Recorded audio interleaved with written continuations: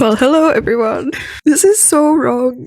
I should not be making this video. Hi, hello everyone. My name is Eddie Villa. I am an aspiring published author, which means that I aspire to be published with my new adult grounded fantasy with dark academic and western elements and also tons of witches, vampires, werewolves, bisexuals, and everything in between. I look the way that I look and I will not elaborate further. That's what my previous videos are for. So if you are interested in either plenty of bisexuals or werewolves, please subscribe to the channel. Look around. I will be seeing you in the next one. Today, I am not talking about writing. Well, I am talking about someone else's writing of a character which turns to be criminally bad. And that sad character is Isaac Lahey from generation-defining teen show called Teen Wolf. I have a script that I have printed out because I'm old school like that. Today is a beautiful sunny day. I have been making misguided decisions since the morning, so that's why I'm filming this. Anyways, what I do want to say is that I'm not qualified to make videos like this. What I'm qualified for is talking about Isaac Lahey. I did watch Teen Wolf as it was coming out, so I was there when Isaac was introduced in season 2. And I also want to preface all of this by saying that this is not a recap of the show. This is me talking about the character of Isaac Lahey. But I will be recapping his storyline throughout this video, so heavy spoilers ahead for season 2, season 3, and also I might be mentioning something from the other seasons as well, so heavy spoilers warning issued right now. I would also like to say that Daniel Sharman, the actor who plays Isaac Lahey, has been on the back burner of my brain since 2012. This has had lasting consequences on my sanity, my mental well-being, and also the way that I have developed into a semi-functioning adult person. I would also like to make a plea for you not to judge me for anything that I say in this video. I was 16 when I was first watching this TV show, and it has shaped me significantly because it gave me life. And what I say in this video is kind of like a amalgamation, if you say that word that way, of my 16-year-old thoughts with my present day thoughts. At the same time, those actors were in their mid to late 20s, so even though I was supposed to be the same age as the characters, they were considerably older, so it was also wildly inappropriate for me to have those feelings, but they were fully grown adults, and so am I right now. Don't call me weird because I say weird stuff about actors in a TV show that has shaped my brain into the weird blob that it is now. Creating the thumbnail for this video was such a gift and such a joy because I was immediately transported back into 2012 when I was collecting screenshots of this man yet again. And I was putting my Photoshop 2 skills to work, and I was just like having such a field day. I obviously gave Isaac the 2012 Photoshop treatment where I increased the brightness and the contrast to make it look quote unquote better, which only makes it look worse. But I just genuinely had such a blast filming this video and doing the thumbnail, and I genuinely love it. I keep looking that way because I have made a painting which I see so many errors right now that I just can't tear my eyes away from it. Like, I need to fix it, but it's also done. Bad times. Try to focus on this. Teen Wolf, as I said, is a teen CW, I think. No, it was not CW. It started as an MTV show, and it had a modest launch, and then it gained following as it grew. It is about Scott, 16-year-old boy who gets bitten by a werewolf and turns into a werewolf. He also has a best friend called Styles, played by Dylan O'Brien, whom you all surely know. And Styles obviously helps Scott navigate the highs and lows of werewolfhood, teenagedom, and of course, lacrosse.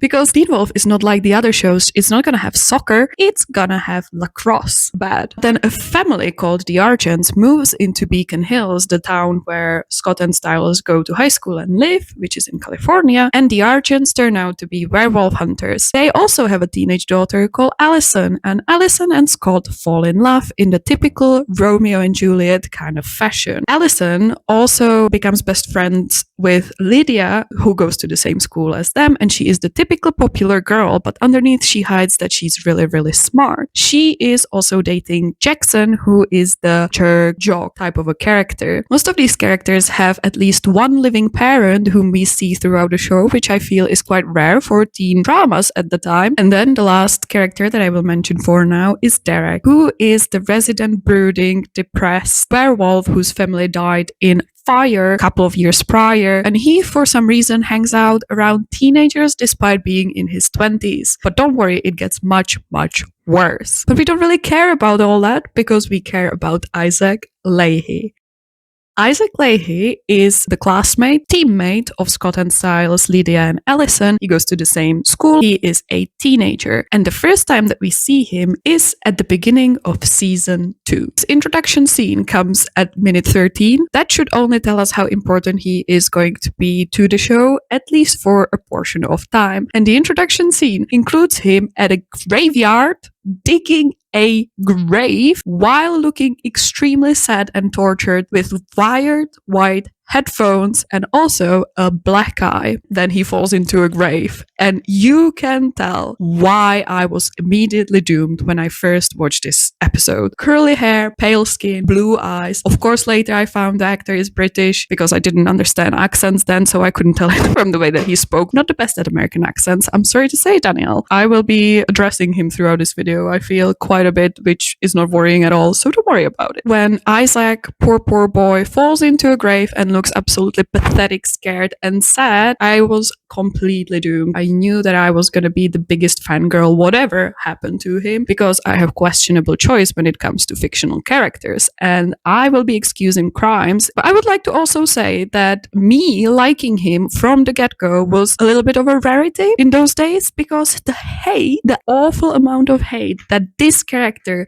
got at the beginning of the season and throughout season 2 was awful and also genuinely baffling to me. You will see what I mean about his character, but like, why did people hate on him? He was a 16-year-old. Anyway, the hate for him was just so harsh. But anyways, the scene ends when Derek offers him a hand to crawl out the grave, and he looks so sad in it and pathetic. Okay, it's a beautiful sunny day here, and my window stares right into my neighbor's garden, and I know for a fact that the children will come out and play and see me looking like this quite soon. So sorry, I guess. Derek helps out Isaac from the grave, and immediately, if you have watched the first season, you will know that this is not a good sign for either Derek or Isaac, but definitely not for Isaac. Then the next time we see Isaac is at the same cemetery, but luckily it's daytime, and he's being questioned by police, which is also worrying. And they are asking him about the recent grave robberies, and he informs them that what was missing from that grave was the corpse's liver. But then we get his father, who comes into the frame just to humiliate and berate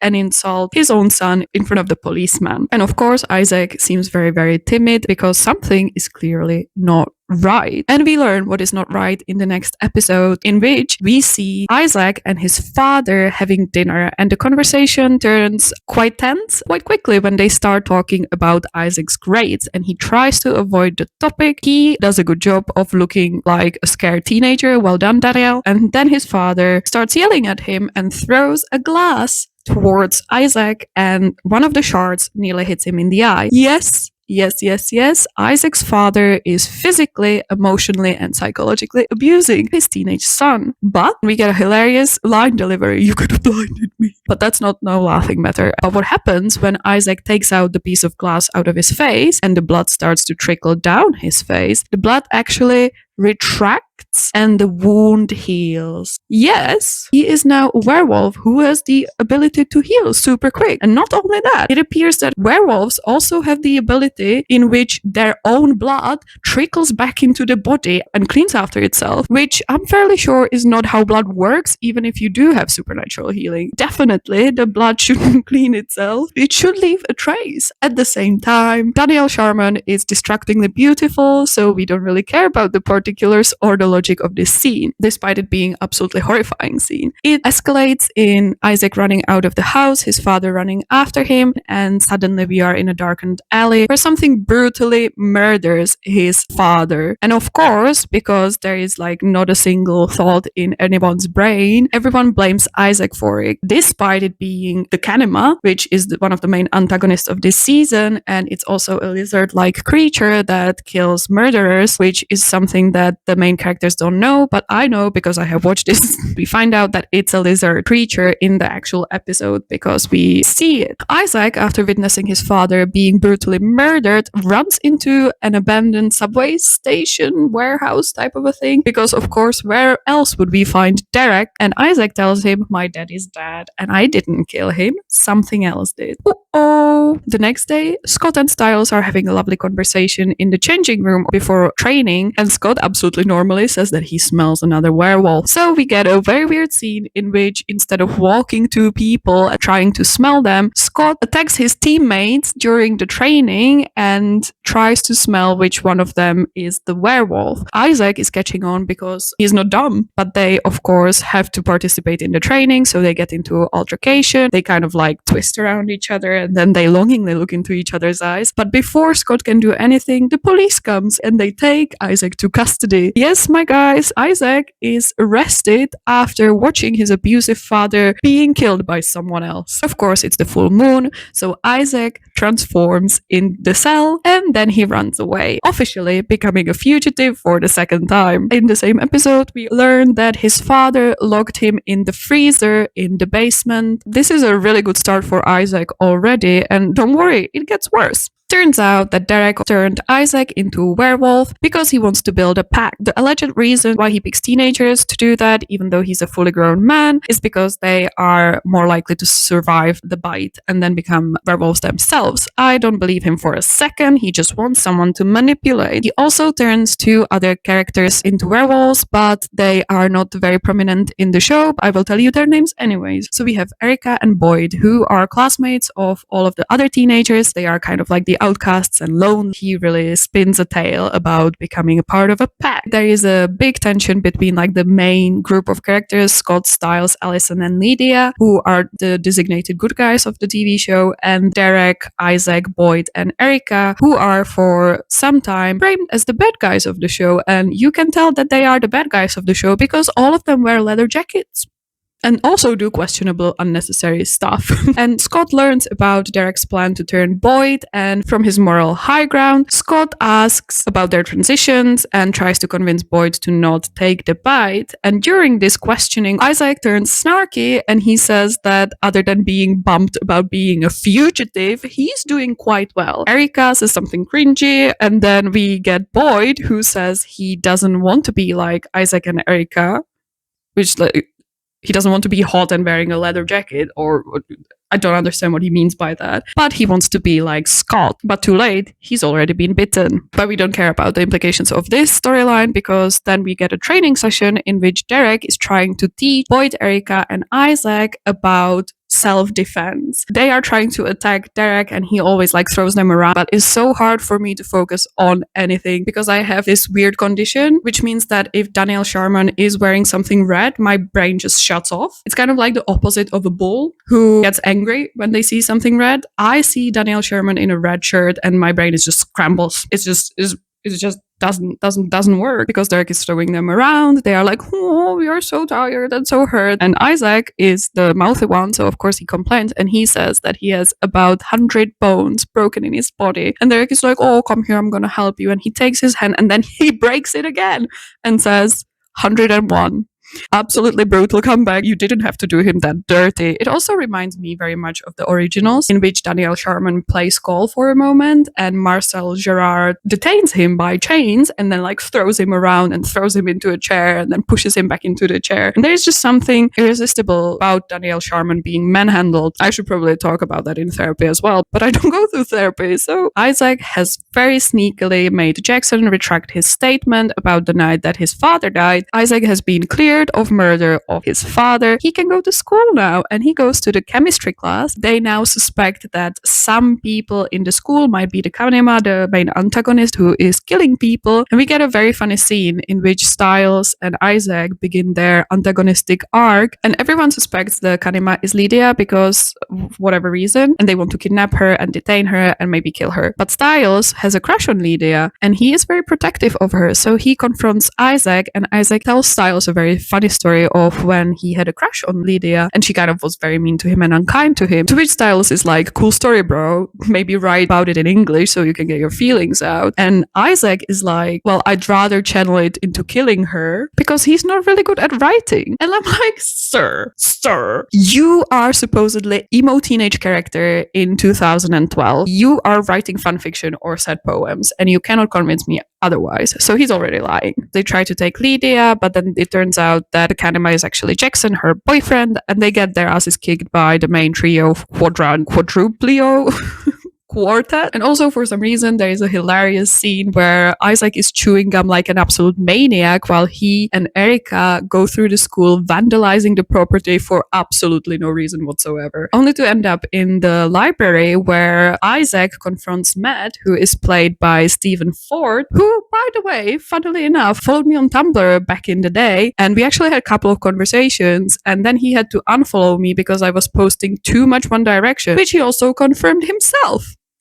They want to catch Jackson, but there is full moon, so they have to be detained because they are too young and they cannot control themselves. Isaac has an argument with Derek. He's asking the right questions, which is going to become a theme for the character, which is so surprising for me because I genuinely remembered Isaac's character as like a dumb character, like a little dum-dum. And there is definitely like dum-dum moments, but like it's so inconsistently written. At one point, he is really, really smart. He's asking the right questions. He's piecing things together. And then in other moments, he's just like so dumb, especially when he's around Scott. I don't know what they were trying to do with him. For some reason, Isaac goes to Scott, who works at a vet station, with Deaton, who is a vet and also a bit of a werewolf whisperer, if you will. And he's played by the same actor who plays Father Gabe Babe in The Walking Dead, which is funny because Daniel Sharman played a character called Troy Otto in Fear the Walking Dead, which is a spin-off of The Walking Dead. So we have a nice little crossover here. And Deaton, Father Gabriel, says something about magic, and Isaac asks, so what, you're some kind of a witch?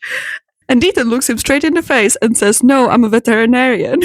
He just goes, oh, I'm not going to lie to you. Sometimes Teen Wolf is actually hilarious. And it's also hilarious to see Troy Otto and Father Gabriel talk about werewolves. That is just inherently hilarious. Isaac is asking the right questions, and there's like a really serious moment where they find out that the Kanema kills murderers, and Scott turns to Isaac and is like, was your father a murderer? And Isaac, with such a sad, devastating, distant look in his eyes, says, wouldn't surprise me if he was. Jesus. Of course, they are planning to hunt down Jackson and detain him so he can't hurt anyone else. And in one of the scenes, Scott is like, be careful. And Isaac is like, I'm not gonna hurt Jackson. And Scott says, no, I meant you.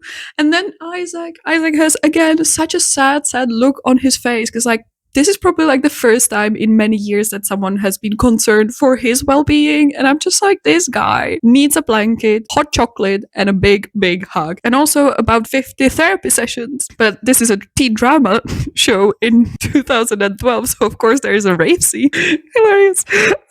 During which they plan to drug the Kanema, Jackson, and detain him. And this plan, for some reason, includes Erica and Isaac dirty dancing with Jackson as an extremely attractive threesome for no reason whatsoever. What I will tell you, my little, not fully developed bisexual brain in 2012 did not deal well with this. Chemistry was altered, and this is the consequences. There is another full moon because, of course, there is a nice scene of the three plus Derek while preparing for the full moon, during which they have to be chained up, and Erica gets like a torture device put on her, and Isaac is like, why does she get that? And my question is, why do you want to know? Are you jelly? Are you little jealous. Do you want some of that? And Derek thinks the same way that I do. And he's like, because she's able to withstand more pain because she's a woman, which is scientifically true. But then Derek is like, I have another one if you really like. And Isaac, probably afraid to be king shamed, declines. And then Isaac asks more right questions and he learns about emotional control while you are turning into a werewolf, which is called the anchor. The other two break out of their confines and they attack Derek, but because Isaac is superior to everyone in this show, he manages to find his anchor immediately, saves Derek from being torn to shreds by his own pack. And Derek is like, so what's your anchor? And Isaac is like, my father.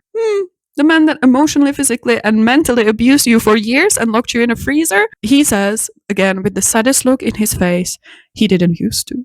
Heartbreaking, absolute peak cinema, heartbreak. This is such a good setup for a character. Don't get attached to it because it's not going to go anywhere. I also believe that this is the episode in which we learn that his mother has died for some unspecified reasons. And then we also learn that his older brother enlisted into the army and then was killed in Afghanistan. So first Isaac's mother dies, then his brother dies, then his father turns abusive, and then he dies, leaving him orphaned, homeless, and in the grasp of Derek Hale to turn into a werewolf. But we will talk about all the traumas. Don't worry, stuff and things happen. We don't care about this. And Erica and Boyd decide that they are tired of being mistreated by the writers of the show and they want to run. But Isaac doesn't want to run because he is a loyal little baby to Scott. Not really Derek, but Scott. He goes to Scott and he's like, I want to help maybe a little bit, think so. I do maybe want to help you do the right thing, I guess, hopefully. What do you think? And Scott is like, yes, babe, come help. And then we get the pivotal scene, not for the show, but for the fandom, in which Deacon and Scott tell Isaac, who has now lost essentially everything, that he can take pain from others, from other people, from animals, as part of his werewolf subscription. And then, of course, they demonstrate by allowing him to take pain from a dying puppy. Heartwarming, very touching, and of course, it does help that he looks absolutely stunning. Let's pause here for a little bit, because I don't feel like I expressed myself well when I was filming the video. Obviously, Isaac is very touched, and then he chuckles. And let me tell you, the chuckle has caused something completely unprecedented. It has caused a massive outbreak of collective amnesia in the Teen Wolf fandom in the year 2012. Explain to me why suddenly everyone was behaving as if they have loved Isaac all along. Suddenly we have forgotten the months of actively hating on a character who is an abuse victim and also a grooming victim. These people just piled it onto him, and suddenly they are like, oh, he's so sweet, he's such a great character, we love him, we love Isaac is so great, he's my favorite. Bitch, you were hating on him. Why are you now pretending he's had been your favorite character all along? It's not true. It was never true. We all saw it. There is literal receipts. But I get it. Give a man a dog and girlies do be forgiving crimes. And I am one of the girlies as well. I don't know why I remember the day after the episode premiered and my entire Tumblr was flooded with the same gift set of this scene and everyone suddenly fawning over Isaac. Suddenly everyone noticed that Daniel Sharman is one of the most attractive people walking on this earth. So now we are aware of that, as if his face wasn't there the entire time after taking the pain from the puppy, even though the puppy is really dying. Sad. And he tries to coax Scott into running away with him. Scott says that he needs to stay and fight because he has too many people who depend on him. And Isaac, with the saddest look on his face, says that he's lucky because he doesn't have anyone. So sad. But then the new fan favorite gets his status solidified when he shows up to the lacrosse game where everything is going to blow up. Oh, yeah, by the way, I'm sorry, I forgot to say. Allison's grandfather is in the town. He has killed Matt, my best friend, and now Gerard controls the Kanima and he wants to kill Scott or do something to Scott. I don't know. I'm very murky about this because all of these scenes didn't include Isaac, so I of course didn't care. At the lacrosse game, something is supposed to happen and Scott goes and wants to stop it, and it looks so dire because they are losing and the time is running out, and then suddenly Isaac, the new fun favorite, turns up and Scott says, oh, you came to fight? And Isaac is like, no, I came to win. Similarly to the previous gift set, this has spurred so many gift sets. It also coincided with the I Came to Win song from Rihanna, which I don't really know.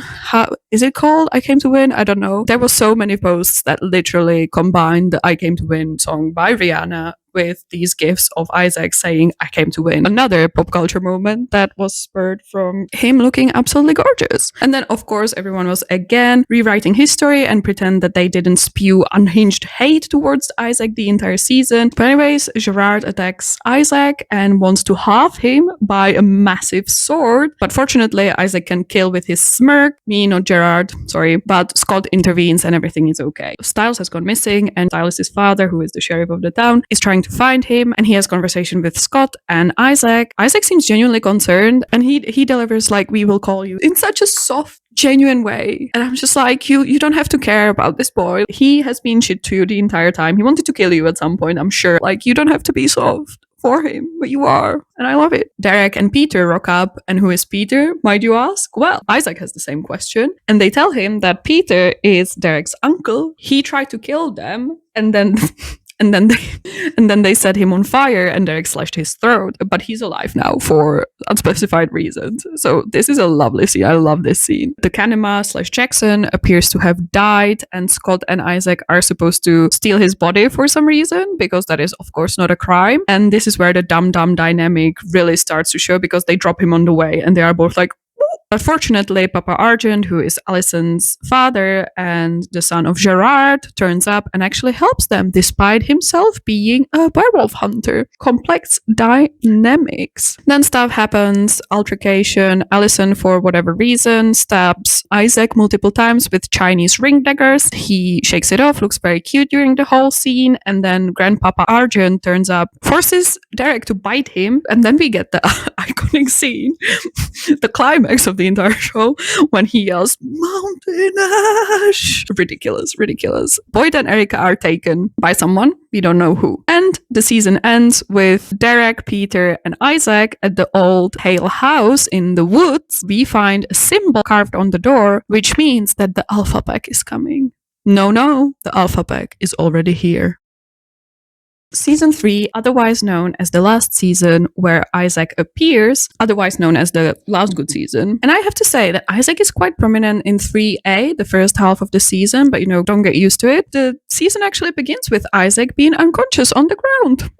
It seems like he is finally catching break this season. He is not, because Jeff Davis, the writer of the show, has decided that we need a Spencer Reid-like character who gets used, abused, and mistreated the entire time, and his only love interest will be brutally killed in front of him. Spoilers! Fun fact, Jeff Davis actually wrote both Teen Wolf and Criminal Minds. Isaac is rescued by a mysterious lady, don't get attached. He is taken onto a motorcycle because they are running from twin werewolves who merge into one big werewolf. What in the Gemini coven is this? She yanks him on the motorbike, tells him to hold on, drives him through a massive window, scoots around the ground with him, and then he falls off, and she has the audacity to say, I thought I told you to hold on. Miss, he was unconscious 2 minutes ago. Fortunately, she snaps out of it, takes him to the hospital, and in the hospital, he's a selfless little angel, and he's only concerned for her well-being, despite himself nearly dying. Melissa, who is Scott's mother, asks him if this is a werewolf emergency, because she knows, and if she should call someone, like a werewolf emergency contact. And she's like,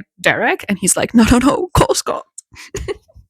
Derek has been replaced by Scott as Isaac's emergency werewolf contact. And then there is like a hilarious scene where Isaac is in mortal peril, because of course he is, and he's also half unconscious, and he's on a wheelchair, and they are trying to wheel him out of the hospital, and they put him in an elevator, and he just like scoots around. It's just so funny. Like, can you just hold on to the wheelchair so he doesn't scoot around? And then absentee father Derek turns up, and he scoops unconscious Isaac up, and he takes him to the safest house that he can think of, which is a burned out house. And then we get a flat upgrade, because maybe Derek realized that a house with no structural integrity or amenities, which has been marked by the Alpha Pack at the end of season 2, is probably not the safest place to hide from said Alpha Pack. So he gets another flat, and because this is 2012, of course it's an industrial flat in an abandoned factory where he now lives with Isaac, and no authorities question this at all. This is an orphaned teenage boy who is living in a abandoned factory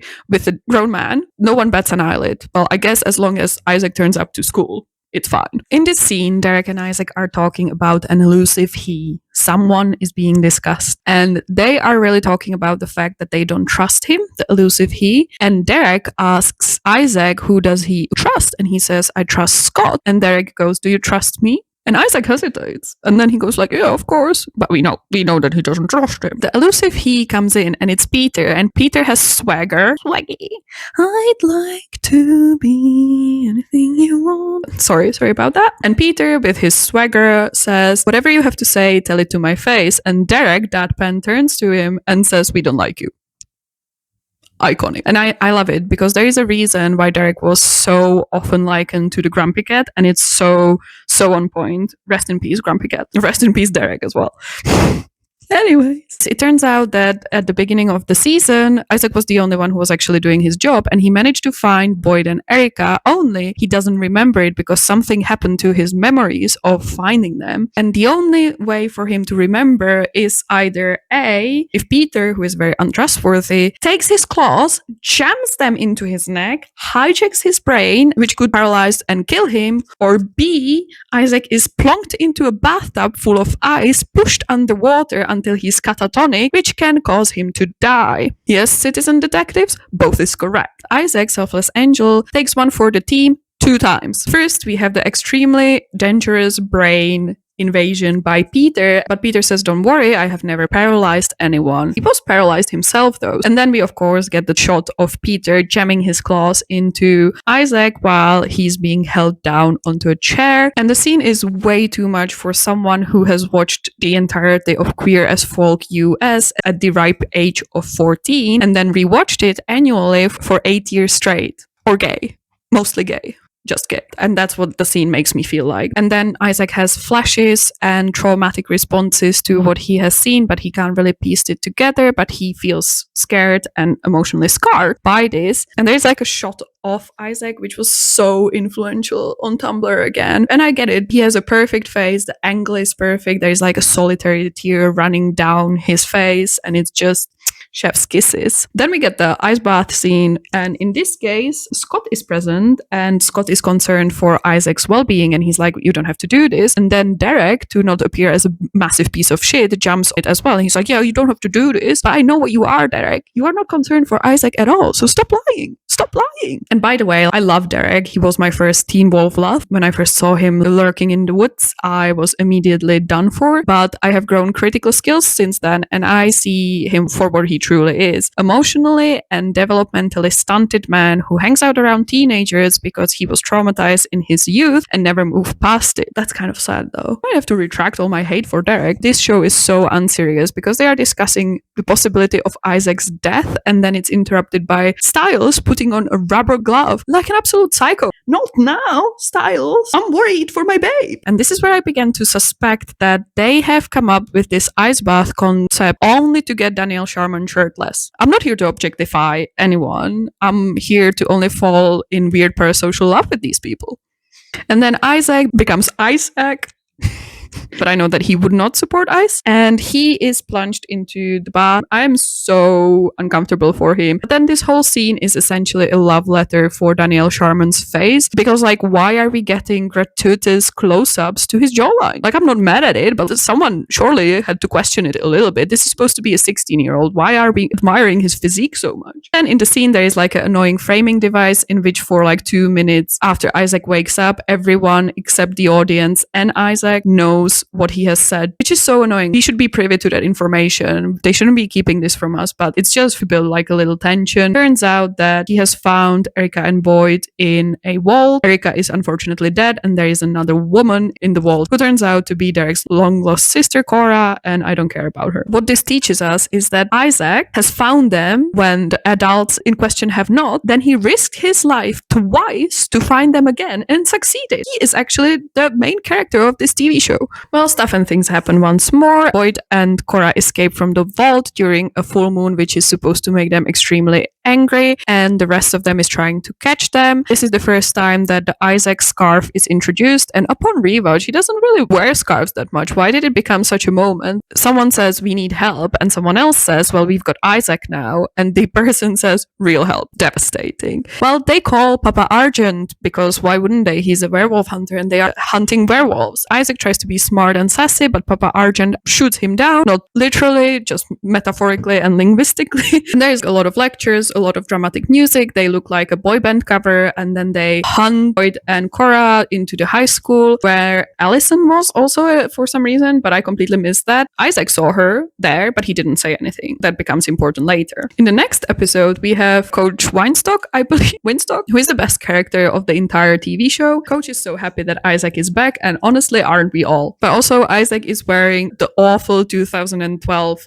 cardigan, which refuses to die to this day, and I just wish and pray that it burns in hell and never came back. Like, that is so bad, and I'm just so mad at it for being on Isaac's body in this scene. But fortunately, he is forced to take off his shirt because these are supposed to be 16-year-olds. Also, the Alpha twins who try to kill Isaac go to the same school as him, which is first of all ridiculous, and second of all, endless source of entertainment for me and angst for Isaac. And he doesn't know that they are there. He finds out on a cross-country race where he smells them again, and he goes absolutely feral and chases after them, and then he like beats them up, and Scott has to go and calm him down, and like all of them get their teeth out and their eyes are glowing, but they have to hide it. For the actors, my question is, how ridiculous is it to film those scenes? You are not getting paid nearly enough to do that. It must be so funny, so cringy, and so awkward. Genuinely, I can't imagine. Then Styles and Isaac bicker about the human sacrifices. Yes, oh, sorry. There is human sacrifices plot going on the entire time, which I forgot to inform you about because it wasn't relevant to Isaac up until this point. There is human sacrifices, and Styles is saying it's not the Alpha Pack. Isaac is like, it's clearly the Alpha Pack, and they turn to Scott and they are like, choose which one you agree with. This is really like Scott's choice, or whatever Styron wrote, because he's like, I can't choose my best friend, but I also can't choose the werewolf. Oh my god. And it's also where we find out that Styles is desperately jealous of Isaac because Isaac is everything he can't be. Back at the school, Isaac is real angry because of the twins. They get into an altercation in the hallways, and Scott tries to chastise him, but he's like, I'm so angry. And then he smirks him to death because, of course, that's the only expression Daniel Sharman knows how to shut up people with.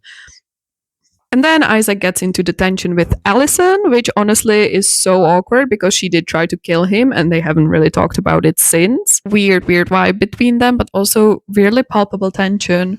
And both happen to have jawlines chiseled by angels and faces created by God. So naturally, the writers have to put them in the same scene together because they don't want their viewers to retain any semblance of sanity, and I am one of them. They need to restock the janitor's closet, and he's really shifty in small spaces because, don't forget, freezer. Allison tries to apologize for stabbing him multiple times. It's awkward, and she also thanks him for not snitching on her for being at the school. Isaac gets locked in the boiler room, which he wanted to lock Cora and Boyd in, by the twins, and understandably, he freaks out. Allison is there with him, and she tries to calm him down, but he has a full-on panic attack, turns into a werewolf, accidentally hurts her. Scott intervenes, and he's like, what the fuck? And she's like, no, he didn't mean to. It was not his fault. And again, Daniel Sharman does impeccable job looking pathetic and sad. I do want to say that Daniel is doing a good job here. Like, I genuinely think that he can be a really good actor if he's giving the space to do it. And I'm not saying it because I'm biased. Of course, you can tell from the way that I speak about this man. Also, I would like to say that I'm Slavic, so being mean is my love language, and I still think he's a good actor. Controversial. After this scene, Scott agrees to get the twins really angry, so they are punished or expelled, and the only way that he thinks they will be able to one-up the fact that they have locked an abuse survivor with claustrophobia in confined spaces, triggering a massive attack, nearly killing Allison in the meantime, is of course by stealing their bikes. Really meddling with someone's bike, the worst that you can think of after your friend has been mentally terrorized. But I suppose that they had to make this shot happen somehow, which I'm really not mad about, because of course they need to make these two jawlines have a face-off.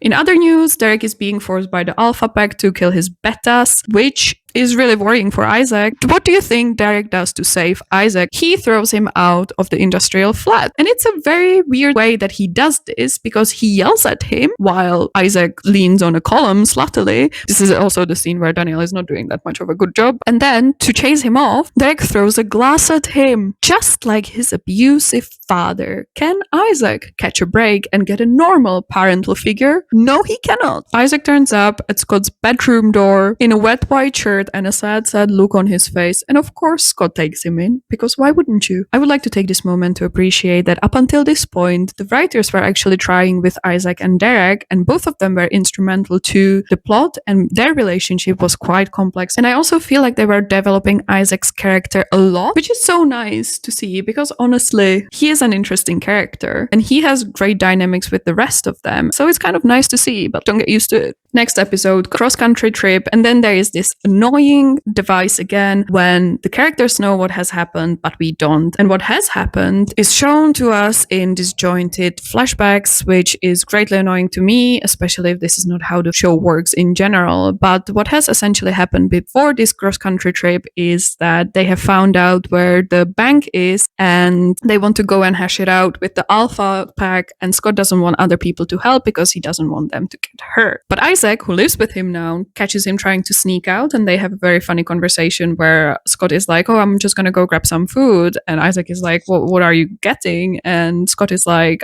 Mexican. And Isaac is like, dude, I love Mexican, which I'm not saying anything, but Tyler Posey is half Mexican, and I'll leave it at that. But then Isaac doesn't back down, and they go into the bank to negotiate. Isaac finally has leather jacket again because they have remembered that that's how he's supposed to be dressing. They are surrounded by alphas, and to save the situation, Isaac decides to serve face in unprecedented levels. And things go wrong, people turn up, and apparently Derek dies. In the present, we see that everyone is being very weird and testy. Scott is not very well. Boyd is really angry at the Alpha twins, who are in the bus with them. Boyd wants to tear the twins apart in a bus full of civilians, and Scott is trying to calm him down, while Isaac just sits around and lets it happen because he's a little shitster. Until, of course, Isaac notices that Scott is hurt, and he's like, whoa, you're still hurt. And then Scott gets treated, and apparently someone is beating up one of the twins. We think it's Boyd, but actually it's our girl Isaac. Scott very huskily yells at him, Isaac! And Isaac pulls back, and he looks like a beaten little puppy. And in this episode, there is two major crimes, and one of the crimes is the annoying narrative device, and the other crime is that we have Daniel Sharman in a blue sweatshirt, and we only get him for a couple of minutes. Horrible. It all gets resolved. They drive off to deliver one of the best episodes of Teen Wolf ever, called Motel California. They are forced to sleep in a motel where people have hallucinations that force them to unalive themselves. And of course, it impacts our main cast, including Isaac. And I have to say, Daniel Sharman again does a superb job playing someone who is extremely traumatized, scared, and sad. And again, I am fully convinced that the person who was directing this episode decided to make this episode purely as a love letter to Daniel Sharman's face. Isaac hears the voices of his father, he has hallucinations of the freezer, and then he hears more of his father's voice that berates him, and then the girlies find him terrified under the bed, and by the girlies, I mean Lydia and Styles. I do want to appreciate this episode because I think it's so well done, it's so interesting, and it actually gives us a lot of depth of characters, and I always will cry at the flare scene at the end of it because it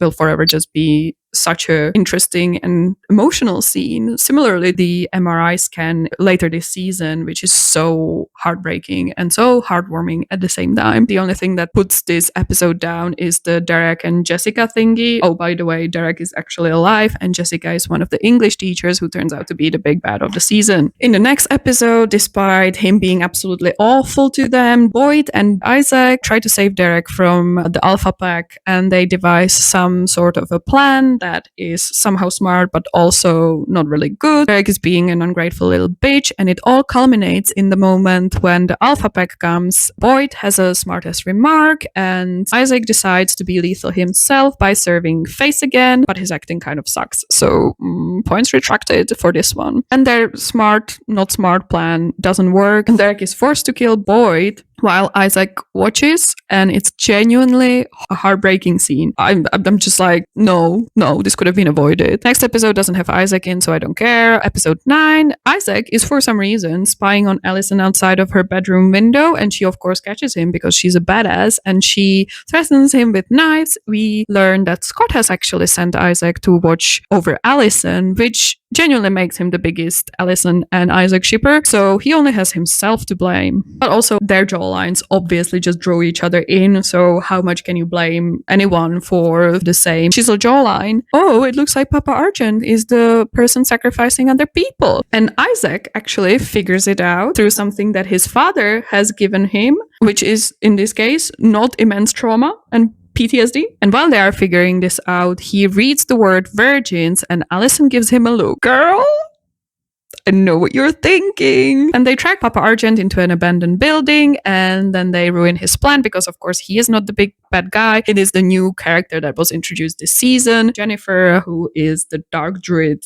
/ dark / bad evil person. Then we get a chaotic episode in a hospital in which I don't really pay much attention because Isaac is barely in it, but Papa Argent is very confused about who is Jennifer, and Isaac says, well, she's the English teacher, she's kind of hot, and they look at him as if that wasn't true. Give him a break. He gave you the best descriptors he could. Brown hair, kind of hot. Sue him. They also have a plot that requires Isaac to do some Fast and Furious stuff while Peter yells at him, which I'm not mad at. I think these two have really nice chemistry as well. It doesn't work. Melissa, Scott's mother, is taken. In the car, Isaac actually makes an astute observation that it must be awkward for Peter because he hasn't seen the Argents since he killed Kate, Allison's aunt, and Papa Argent's sister, and they burned him alive for it. And then he drops another truth bomb on Derek when he tells him off for sleeping with the bad person while the rest was in danger. Pop off, girly, but at the same time, maybe don't chastise Derek as he watches his sister slowly die. Yeah, not a good look for you, darling. Isaac finally asks the question that I have been dying for him to ask the entire 2 seasons, which is, why did you do this to me?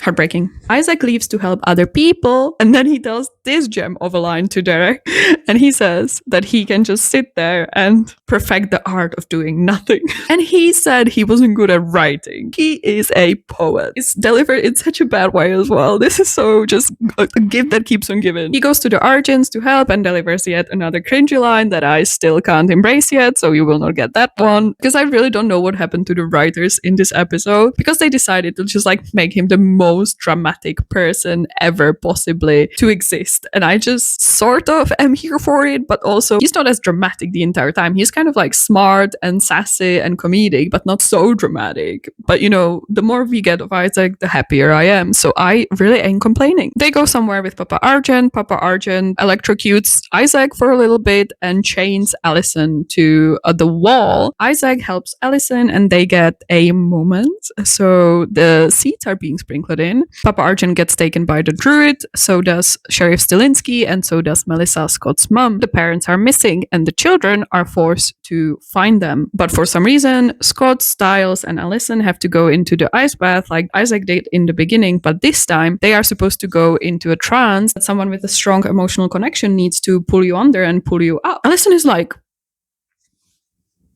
but both me and Scott are going under. Who is gonna pull us up? And Deacon is like, don't worry, Scotty boy, I got you. While your new bestie is gonna be the emotional anchor for your ex-girlfriend. And Deacon is a shipper. I love him for it. Next episode, funnily enough, everyone is scattered around the office while they are supposed to be pulling these 3 people out of the ice bath. No one needs to pull them out because they actually jump out of the thing. But they wake up, they find out something, and for some reason, Isaac, Scott, and Allison have to go to the Argent's place, where they are ambushed by FBI and also Scott's estranged father. Scott's father asks about the missing parents, and Isaac hilariously raises his hand and says both of his are dead. And this is the kind of humor that I really appreciate about Isaac. He's not afraid to go into dark places because, of course, his life is an entirely dark place. And then we have some chewing gum product placement, which I feel like Isaac is the vehicle for the entire time, because Allison is a genius. They get away from the cops and they manage to find the parents. And he manages to hear or smell them, and they are under stump in a cellar, which starts to collapse on them. And Isaac is holding it up by his sheer strength. And if this isn't the perfect symbolism of him carrying the show on his shoulders that entire season, I don't know what is. But of course, he can't hold it because there is an eclipse or whatever that takes away his power. And right before it collapses, Styles jumps in and puts his baseball bat underneath so it holds up the entire ceiling. But isn't this bat aluminum? And isn't aluminum quite soft? Shouldn't it be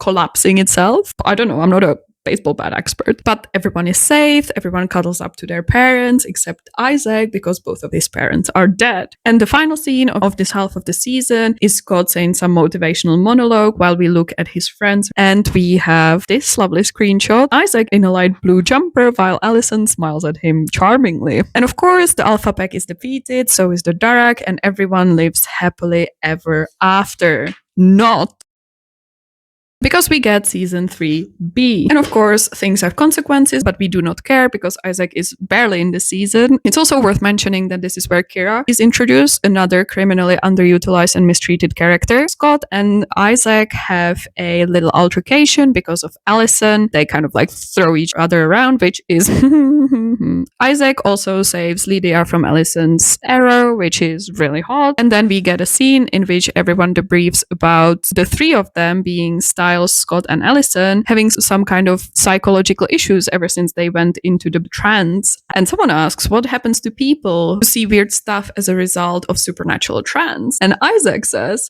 they are all locked up because they are insane. And then Styles asks if he can be helpful. And this is one of my favorite scenes because Isaac says, for half my childhood, I was locked in a freezer, so being helpful is kind of new to me. And Scott goes, are we still milking that? And Isaac goes like, yeah, we are still milking that. But fortunately, Kira turns up, saves the day, and explains everything to them. Allison has a dream about Isaac while her aunt Kate strangles him and says, let's do him together. This should not be in a teen show. Something happens. Isaac has kind of like a downer point. Styles points to him and goes, what is the point of him? And I say, really good question, because at this moment, there is no point to Isaac's character, which is absolutely heartbreaking. In the second half of the season, they have really lost the track of why is Isaac important. Literally don't give him anything to work with, which is ridiculous. Again, Isaac asks the questions that no one wants to ask. Styles says, we need a real alpha who can do things, alpha who can get it. And Isaac says, up. Because he's not afraid to say things that other people think and don't want to say. For some reason, Styles has to give Scott a pep talk, and he chooses the metaphor of Scott being the hot girl that everyone wants. And he's like, you're the hot girl. And Isaac comes in halfway into the conversations. Scott turns to him and says, I'm a hot girl. And Isaac smiles charmingly, and he says, yeah, you are, with no context. And first of all, I love it. Second of all, I still love it. Allison and Isaac have moments, and honestly, how do you expect me to be normal when they look like this? He tries to kiss her. She has a very fake outburst in which she pretends that she doesn't want to kiss him. So of course he takes off his shirt because how would people otherwise resist him? And they start to make out, about to do the deed, when Papa Argent comes in and starts yelling, another werewolf. Fortunately, Isaac is saved by being attacked by shadowy figures that leave him traumatized under the bed yet again, and Daniel Sharman does this really well, so well done. Papa Argent slaps him out of it, and Isaac cries, and he says, there were 5 of them. They wore black. I'm sorry, have you been attacked by My Chemical Romance? Is this why you're so traumatized? They wanted him to join the Black Parade, but then they found out that teenagers scared the living shit out of them. Isaac is not okay, I promise. Before he became disenchanted. I'm gonna stop now. This is all My Chemical Romance references. I'm so sorry. This is not a fashion statement. Whatever. Papa Argent seems to know something about these shadowy figures dressed in black, because I'm sure he listened to 3 Cheers for Sweet Revenge before My Chemical Romance were cool. There is also, again, rave at Derek's flat. We get a couple of scenes between Allison and Isaac when she says, you want to talk about Scott or do you want to paint my body? And of course he wants to paint her body because he's an artist. She finds out that there is a reverse 5 around his ear. Maybe the 5 shadowy figures were not My Chemical Romance, but actually the boy band as 5. And this is also the last time that Isaac is kind of significant, because then he gets reduced to a love interest. And as much as I love women in male-dominated fields, and as much as I love men in women-dominated fields, I'm mad about Isaac being just the love interest, because I thought we were better than this. And I think that he's an interesting character and they could have utilized him much better, especially because they knew he was leaving the show. Not sure what happened with the audio, but I said that Papa Argent says Isaac to negotiate with the Yakuza, which is Mafia. Because of course, why wouldn't you send a teenager to do that? There is like cringy dialogue and a very cringy scene between him and Allison, which I can't deal with because it's so bad. You could have written that so much better. Again, next episode, the only notable thing in this episode is Isaac in a great shirt, but it's so brief that I didn't even screenshot it. Then Isaac is in a coma for a reason that I cannot remember for 3 episodes. This is also when we first see Deputy Jordan Parrish, which is important. Penultimate episode, the Nogitsune, the big bad, sends magical flies to make Isaac and the rest of the werewolves very angry. By the other werewolves, I mean the twins. They attack each other. Of course, Allison and Kira have to save their asses. They do. And then we have mildly disturbing, mildly disgusting, but also mildly arousing scene of Deacon pulling the flies out of Isaac's throat in the shower while he coughs up like goo. Before this happens, there is a questionable scene in which Isaac, who may or may not be possessed, has coitus with Allison, consensual, when he is finally himself and gets the flies ripped out of his throat. Allison asks him if that was really him. And he, my little dum-dum, asks, did you want it to be someone else? I'm like, bruh, why on earth have you seen yourself? And he's like, it was really me. It's a very cute scene. But then she reminisces about the cute thing she used to do with Scott. The disrespect that you are putting on Isaac. Why are you thinking of your ex-boyfriend and the cute shit you did together? Focus on your new man. But then again, like all of the things I remember about my ex are actually filling me with repulsion and disgust, so I can't really relate. There's also a really funny scene where Styles and Isaac are interrogating Meredith, a mentally unstable banshee, and Styles has to pretend that she is his girlfriend in front of Scott's father, and Meredith is like, you're not my type. Then she looks at Isaac and she's like, he's my type. And Styles is like, okay, Isaac can come too. By the way, the actor who plays Meredith played a character in Fear the Walking Dead, where Daniel Sharman / Isaac has also played a character. A nice little family we've got going on. In the same scene, Styles and Isaac bicker about the way that they are interrogating Meredith. And my question is, do you have to stand so close to Styles? Or could you take a step back? Or is that like too much distance between you and someone else's comfort zone? Styles tells him to shut up because Styles has more experience with banshees, to which Isaac says, yes, and mental patience. Yes, give him hell. On the way to a place where something is supposed to be happening, and I did not pay attention because it didn't involve Isaac, but Isaac is there and he points out that Styles looks like he's about to die, which no one wants to hear, but Isaac is here to tell everyone the truth. The infamous scene of Allison dying in Scott's arms happens while Isaac watches on. In the next episode, we have interrogation where Isaac talks to Parrish for the first and the last time, and it's actually so important to me. And a couple of crazy people on the internet. And I have to say that Daniel does a really good job here. He plays the sad, tortured soul so well. And honestly, I get why the writers were just putting him through hell, because if you have someone who does it so well, why wouldn't you milk it till the last possible drop? Then Papa Argent takes him to the flat. Argent says that he has ability to compartmentalize his emotions. And Isaac says, I don't. And then Isaac plays with the Chinese ring daggers that Allison stabbed him with multiple times, and then he realizes that she has made a silver arrowhead, which then killed one of the Onis. He saves the day, and then he catches the fly while a massive exit sign is above his head. And I should have known. And Isaac leaves with Papa Argent, and this is where the show goes downhill. And this is also where I stopped caring. I didn't know that he was going to leave after this season because I wasn't really trying to find that out. So when he left, I was devastated. And there's a lot of speculation about why Daniel has left this show. Some people say it's because he wanted to explore other roles. Some people say that there was like some behind the scenes drama. Who knows? But apparently told the writers he didn't want them to kill his character off because he wanted the opportunity to return as Isaac, which he didn't do in the following 3 seasons. And he also didn't do for the Teen Wolf movie. I get it because it was shit, but I would also like to know why he didn't come back for that one. Of course, he doesn't owe us any explanation, but I'm still curious. There is allegedly another Teen Wolf movie being developed by Tyler/Scott. So perhaps we could get Isaac once more.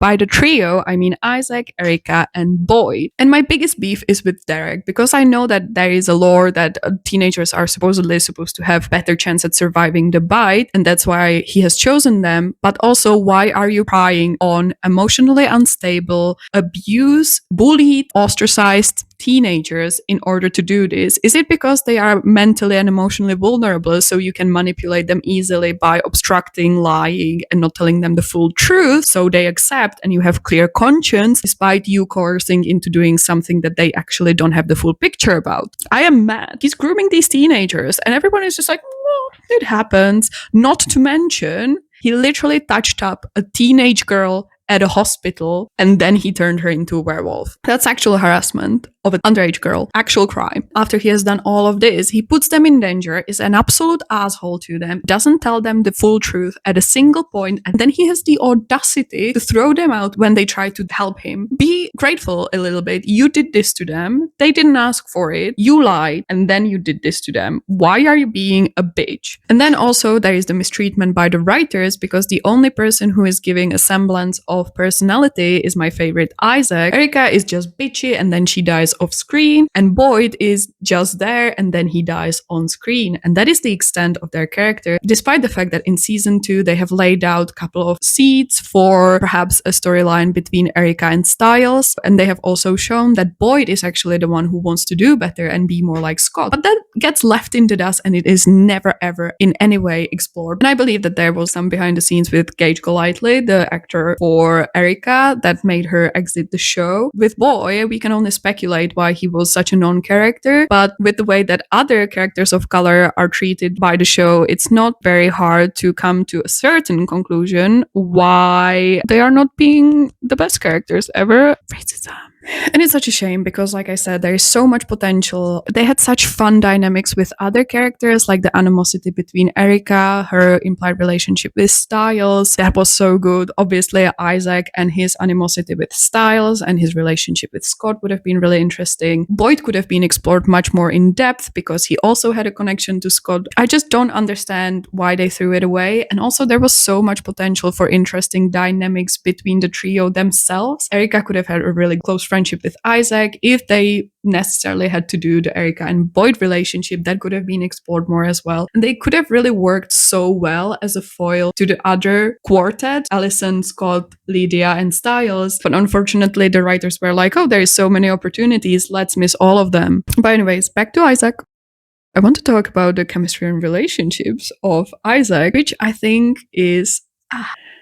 Sorry, my vampire teeth are coming out. And the main point that I want to make in this section is that Isaac has chemistry with literally every single character he comes across. And I know that this is not just Isaac. I know that this is Daniel Sharman because I've seen other things he's been. And he literally could have chemistry with a rock. He could have chemistry with a piece of garbage. There is just something about him. Like I said, Isaac's relationship with Derek could have been so interesting because we know that Isaac had older brother and we know that Derek has lost a lot of his siblings. They could have had like older brother, younger brother relationship because obviously Derek can't give him the eternal relationship that he needs. But this could have been so good. The trio together could have been so interesting as well. But like I said, they refuse to take up good opportunities. And also not everyone has to be paired up. Leave someone single. It's not a crime to be single, even though it seems so in teen dramas. Isaac's relationship with Scott and his mom was so sweet. They were like besties, brother-like. People were shipping them as well. It was just so good. Melissa was such a trooper for taking an orphan in. And then I don't understand why they had to go and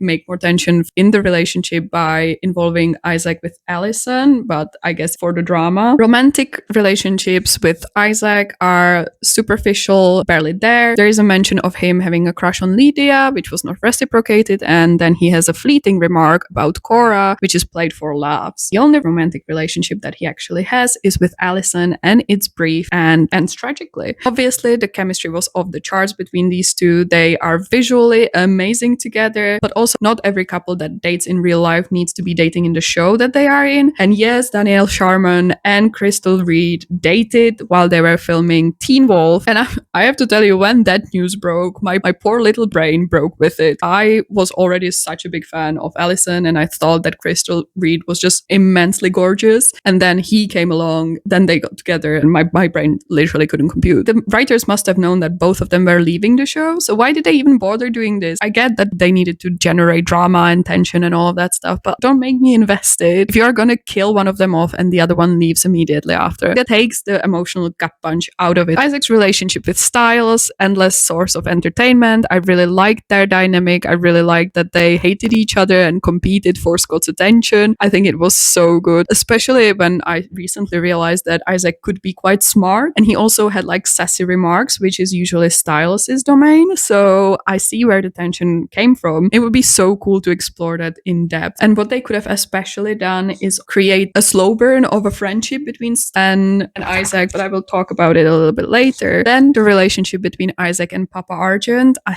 think it was quite good as well, because it again was built over time. It was a little nonsensical because he shouldn't be taking in all of these orphaned werewolves because he's a werewolf hunter and most of his family died at the hands of werewolves. I think that they play off each other really well. I wish we got more of it, but both of them left the show for a little while. Isaac's rivalry with Vince, which I think was just entertaining. It was good and there could have been more of it. In this segment, I would like to talk about the fashion of Isaac Lahey, which is synonymous with 2012 teen dramas. It actually hurts me. But what annoys me the most is that they try to code him as like an alternative or emo guy, especially with how he dresses at the beginning of the season. For a little while, they put him in most dark clothing and leather jackets, but then they forgot about it and suddenly he's wearing bright blue sweaters, which is fine because he looks great in them. But give him some consistency. If you wear an emo or alternative girly in 2012, you were doubling down. There would not be a pop of color on you. You would not be wearing normal clothing. Commit. Also, in one of the seasons, he says, I hate them and I want them to die. That only supports my claim that he's supposed to be emo. Also, if you want to make him look edgy, commit to it fully and give him tattoos. Daniel actually posted this. Do this. I am aware that they didn't have the budget to do this. Production didn't have the budget to plaster multiple tattoos on Daniel while filming. Similarly to why Dean from Supernatural is not heavily tattooed as he was supposed to be. I don't see how a 16-year-old abused kid would have the funds to be fully covered in tattoos, but that's not my problem to solve. Perhaps even when he is unofficially adopted by a single mother of already one child who works in a hospital as a nurse, maybe then he's also not getting enough funds. But alas, why does everything have to be half-baked when it comes to Isaac? Just fully commit. And now please be seated and let me list all of the traumatic things that have happened to Isaac Lahey. His mother and brother died in quick succession. Afterwards, his father turned abusive mentally, psychologically, and physically, beat him and locked him in a freezer. Isaac is approached by a dark stranger who pulls him out of the grave, offers him a life-changing bite, turns him into a werewolf, mildly abandons him, and then Isaac watches as his father is killed by another supernatural being. He then becomes a fugitive because the police is trying to catch him for this crime that he has not committed, and he also becomes homeless, but still goes to school, so bravo. He also gets put in danger multiple times by people who don't seem to care about him, and he puts his life in danger in order to appease all of these people. There is a whole pack of other werewolves who want to kill him, while an inept, distant father figure of Derek does his best to not be helpful or supportive at all. There are also specific moments like Motel California, we goddamn it, honey, like they didn't need to put you through the ringer so much. Also when he tries to help and Derek throws him out, repeating the same abusive cycle as his father did to Isaac before. Don't forget that he found his friend dead and his other friend in captivity. His memory was stolen. He was nearly killed multiple times. Then he had to put his life in danger in order to find his friends while the adults were doing nothing. His friend is dead. His other friend is rescued only to be killed shortly after while Isaac watches. He also sees Derek die, and even though Derek doesn't stay dead, he does watch him die. Similarly, he watches his new girlfriend, the only romantic relationship that he has presumably had, he watches his new girlfriend be killed and die in the arms of a different man. So except Scott, every single person he had an emotional connection to has died. So there is the trauma. The problem with this, the caveat to this, if you will, is that Daniel Sharman plays these tortured, sad, mistreated, deeply psychologically and emotionally scarred characters so damn well. Maybe he has discovered this strength of his, and that's why he chooses such complex characters that can never endure a single happy second in their entire life. He also only chooses characters who have problems expressing their emotions and feelings, and also usually have daddy issues. But I will not psychoanalyze a man I have never spoken to in my life. Instead, we will talk about how Isaac was underutilized. So as I said multiple times before, Isaac had all the potential to become one of the best character arcs. He could have gone from the minor bad guy to a Saint Meow Meow to one of the best developed characters in the show if they just let him to do it. They even had space for it in the 2 seasons. They choose to reuse him to a love interest. I know that he was leaving the show, but give him a proper send-off and not make him become a non-character in season 3B. Like, he literally is unconscious for a couple of episodes and then he barely does anything, which I think is mistreatment of this character. And he could have really become like a crucial part of the pack, and he could have really had that becoming the hero of the show as well alongside Scott. And he would have fit so well because he brought so much charm and so much fun and so much character into it. But they just didn't want to steal Stiles' spotlight, which I understand, but at the same time, you know. And he also had the right level of snark, sass, and repressed anger, which gives so much space for character development. If we actually got a character arc in which he tried to work with his anger instead of lying into it, as he does multiple times in those 2 seasons, we could have probably had Scott helping him through that. Funnily enough, there is a very angry character in the next seasons, which is Liam, and I think that some of his storylines should have been Isaac's, but unfortunately that's not what happened. Scott could have helped him through it so much, and their relationship could have grown so much deeper, and they could have really had a strong bond. The dynamics between him and Stiles would have also been really good to explore, because they could be snarky and mean to each other, but eventually they could have also developed like a strong liking to each other that they didn't really want to show, like Liam did with Corey in the final seasons of Teen Wolf. And that was compelling, that was good to watch, and I would have killed to see Stiles and Isaac actually go through this. They also could have explored the impact of trauma and repeated trauma with Isaac a lot more, in a lot more depth and with a lot more care. He's been put through the ringer in ways that the others haven't, because literally every single person he has ever loved except Scott has died, and that could have been something really interesting to explore. He could have had trust issues, emotional attachment issues, because he would be like, there's no point getting close to anyone because everyone I love has died. Kind of like Hope Michelson in Legacies and Originals. There's also so much to explore there. The kind of fear of loving when everyone who you've loved has died in front of you most of the time. He also could have been one of the main characters of the show if they didn't overcrowd the show so damn much, but that's another thing. And then there is this theory that I have found through a YouTube video that I was not able to locate since. Like, I have watched so many YouTube videos about Teen Wolf. I have scoured my browser history. I have scoured my YouTube history. I have scoured my likes. I have rewatched every single thing I could have think of to find this video in which the creator talks about the theory that the brother of Isaac who died in Afghanistan hasn't really died, and he comes back into the show as a character. And this person has said that that character was Parrish. That was their theory. So if you know what this video is, please, please, please let me know so I can put it in the description box down below and I can rewatch it again, because it was such a fascinating theory and it became a headcanon in my little brain and I need to find it again. Please, someone tell me where this video is. In this video, they did like a ideal version of Isaac, and I think that our ideal versions overlap quite significantly.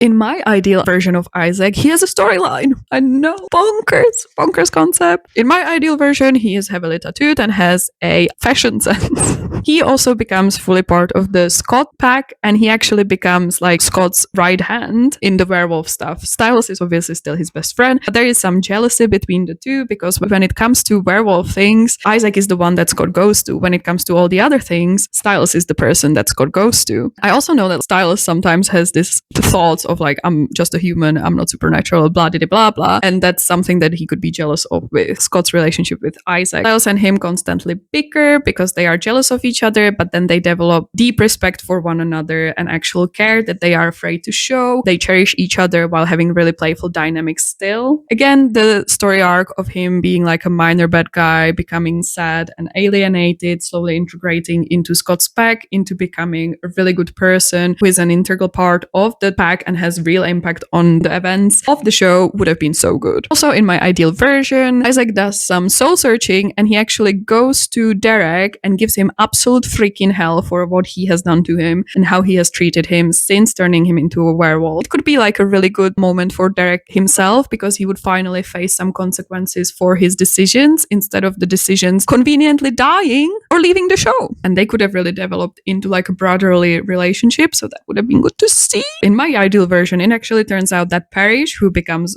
quite a big character but also kind of aimless in the next seasons, but it turns out that Parrish is actually Isaac's brother, and this could have been such a good moment where both of them realize that they are brothers, which, to be fair, I don't know how it would have worked with Parrish not knowing that Isaac was his brother, because surely you don't change that much. And also he would know the name, so they would have to work around that quite a bit. But that's something that I don't have to worry about. But I can imagine the moment that they find out that they are brothers and that kind of like finally being part of a family fully, that regain connection to something that you never thought you would have again, would have been so good for both of them, I think. And then it would actually help Isaac heal a lot, which is my next point in my ideal version of Isaac, which is he goes to therapy and deals with his extensive list of issues and traumatic experiences. He fully heals, he finds people who fully accept him and love him for who he is, and he gets the hell out of Beacon Hills and lives happily ever after. That is my ideal version of Isaac. But alas, this is not the reality we live in. So we had a half-baked storyline with him in season 3A, traumatized him for the last time by letting him watch Allison as she dies in the arms of another man, and then he leaves with a strange man whom he has known for all about 3 months. Now I want to talk about some of my favorite moments of Isaac in the entirety of the show. The dance with Jackson and Erica. I can't even explain what it did to me back then, and I still find it very uncomfortable to watch because it makes me think things that I shouldn't be thinking. I also love the gray shirt that he has when they are in the trailer about to be chained up. Men in 2012 and 13 loved this button shirt, and for some reason it has been abandoned, which I see as one of the greatest injustices of my entire life. Please someone bring this back, because I need every guy around me to wear this shirt. Another amazing delivery from Isaac when they find out that Jackson was trying to see if he was turning into a werewolf by using a camera, and Isaac goes, "You filmed yourself?" As if it was the most ridiculous thing in the world. The fact that his abusive father is his emotional anchor, absolutely devastating. When he says, "I came to win," and smirks people to death. When he learns that Peter has died and came back to life. When he single-handedly tracked Erica and Boyd into a bank that was chosen by a whole alpha pack to not be traceable, while the adults in questions were doing absolutely nothing. Dude, I love Mexican, obviously. Then the iconic "I was locked in a freezer for most of my childhood, so being helpful is kind of new to me." Blue jumper at the end of season 3A, when Meredith says, "He's my type," and then Stiles says, "Okay, Isaac can come too," and he just looks so down. The chewing gum that he chews throughout the show, very weirdly, but very, I have a thing about chewing, whatever. There is like a teasy moment between Allison and Isaac, and he asks Allison if she is mad, and she says, "No, I'm frustrated," and he just turns to her and he says, "Sexually?" I have screenshotted that scene and I have been using it way too much as a reaction, most of the times inappropriately.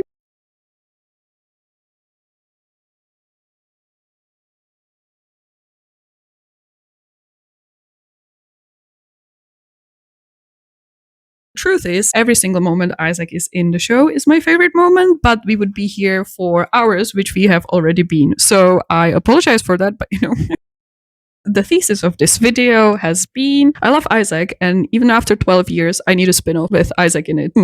Would that be good? Would that not be good? I'm not sure. It's not really Teen Wolf if he's 40 now. I just. My real thesis of this video, my theory, if you will, is Daniel Sharman left Teen Wolf after season 3 in 2014. Famously, it went really bad after that and remained bad. Daniel went on to star in the originals as a version of a character called Call, one of the originals, and afterwards he joined Fear the Walking Dead as Troy Otto, where he played the main antagonist of season 3. After Daniel has left the originals and they reintroduced the original actor, somehow the originals kind of dipped in quality. Fear the Walking Dead famously went completely awful after season 3. That is also the season when Daniel left the show. Or rather, Daniel's character was killed off. Or was he? We do not talk about season 8 of Fear the Walking Dead because I don't respect what they have done with it, but it is interesting to know that Daniel does have the capacity to return to a show that he has left in 2017. Let's summarize. After Daniel left Teen Wolf, it famously went bad. After Daniel left the originals, it also dipped in quality. After Daniel left Fear the Walking Dead, it also famously went bad. So I'm not saying it's completely true or mathematically accurate, but there was a time between 2014 and 2017 in which if you cast Daniel Sharman in your TV show and then you wrote him off, there was an 83% chance of your show going bad. So the conclusion, write better storylines for Daniel Sharman's characters. And also, don't cancel his shows after one season. I can acknowledge that Cursed was objectively bad, but you cannot give me an emotionally tortured, indoctrinated, walking identity crisis with eyeliner, tears burned into his face that dresses like this and does this and then cancel it after one season. Similarly, it's so unfair because Daniel as the absolute embodiment of a pathetic middle child that dresses like this, wears this to a funeral, then this to murder his father, has an earring, is a part of a mob in the 80s, and then cancel it. The only show that ever did Daniel Sharman justice is Medici, which I will forever cherish for that. But there would be no watching Medici if I didn't have Teen Wolf. A show that is single-handedly responsible for my insistent, undying, grueling, and frankly, highly annoying trash on Daniel Sharman that I have tried to exorcise, that is exorcism, out of myself multiple times during my life. Unfortunately, it has never stuck. But at least, I got endless inspiration for sassy, sexy, flirty, bisexual characters who become fan favorites or unique selling points from it, so I'm not complaining. And that is it, my dears. I am not looking forward to editing this. The problem with this video is that I was trying to hold back my true feelings about Isaac as a character and Daniel Sharman as an actor, or every other character that I have watched him in. Because frankly, if I did let loose, this video would not be publishable, and also I would probably get banned from YouTube. That's not something that we desire to happen. But I just want you guys to know that I respect that I highly appreciate Daniel as an actor, an artist, as a person. Please let this man be entitled to his privacy. Sorry, I don't think I explained myself very well in the original footage. I just wanted to jump in and say that this is nothing personal against anyone. I'm sure you are all lovely people. But if you need to create AI images of Daniel and you as a couple, or indeed any other person, if you are generating AI images of another person without their consent, which should not be legal, at least don't tag them in it. They never signed up for it. It must be so uncomfortable. Put yourself in their shoes. Please don't do it. Peace out. I do have immense sympathy for having parasocial relationships with these people because God knows I am teetering on the edge all the time. But like, he doesn't have to know that. He doesn't have to see that. And he didn't never ask for it. I just hope that Daniel is doing well and all the best. I loved Teen Wolf when it came out. I loved Isaac when he was first introduced. I still cherish my memories from it. I rewatched the show only until season 3, sometimes season 4 as well, but afterwards I just don't. Isaac is not in it. Kira is not in it. Allison is not in it. Why would I watch it? I still appreciate all the endless hours of joy and entertainment that this show has given me. I hope that you have enjoyed this video. I had a swell time. There was a moment where I couldn't stop laughing. I hope that everyone is doing well. I hope if you have watched Teen Wolf, this has given you some incentive to watch it again. If you haven't ever watched Teen Wolf, go check it out. It's so much fun. It's so campy. It's so funny if you don't take it seriously. And don't take it seriously. It's not supposed to be taken seriously. Although it has like a strong emotional core and it actually deals with some heavy topics as well. It's a good time. It's a real good time. Before I mumble myself to death, I appreciate you guys coming on this journey with me. I do have a question for y'all, and that is, according to you, which TV character has been criminally mishandled by the writers and why? Put your answers in the comment section down below. While you are down there, like, subscribe, hit the notification bell, share with friends, or don't, because I'm not here to tell you what to do. And again, thank you guys so much for being here, for all of your interactions, and for giving me the time of your day. I will see you guys in the next video sometime in the future, but until then, don't forget to embrace the cringe. Yeehaw! I'm not saying Daniel Sharman is a liar, but he is an actor, which is ancient Greek for liar. It's not a long scene, just keep it consistent. Do your job. I'm not here to objectify anyone, not on this channel. After I have just literally called him hot 15 million times, but and also like the birthmark, kill me. Or every other actor, look in his ass. Who are you to judge me? Probably a sane person.